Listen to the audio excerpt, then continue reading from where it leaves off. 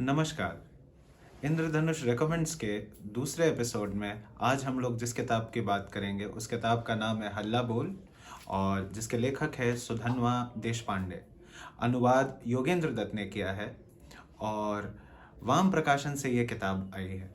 किताब के बारे में मैं 5 बातें आपको बताऊंगा, ऐसी 5 बातें जो शायद इस किताब को पढ़ना ज़रूरी बनाती हैं।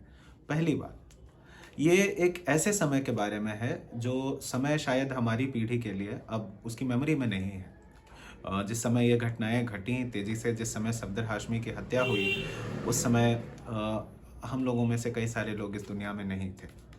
तो ये पहली बात है। किताब का जो पहला भाग है वो काफ़ी तेज़ी से उसमें सारा कुछ घटनाक्रम चलता है, किसी किसी फिल्म की तरह, और अंत में किताब आपको बांध लेती है। आप पन्ने पलटने से डर जाते हैं। ये दूसरी बड़ी बात है इस किताब के बारे में। जो तीसरी बात है वो तीसरी बात यह है कि किताब बहुत बहुत बहुत विस्तार से यह बताती है कि सत्ता तंत्र किस तरह से काम करता है और सत्ता का जो काम करने का तरीका है उससे किस तरह से लड़ना है।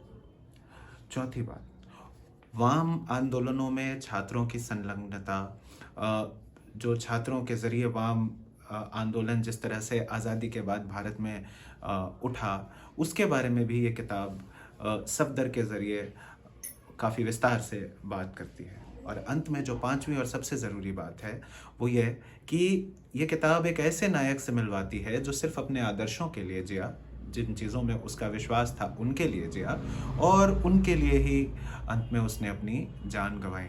जिसको शायद 2020 में ओल्ड वर्ल्ड मोरालिटी कह के अधिकांश लोग रिजेक्ट कर देंगे, उस ओल्ड वर्ल्ड मोरालिटी के लिए, उस आदर्शवाद के लिए जीने वाले सफदर हाशमी की है ये किताब।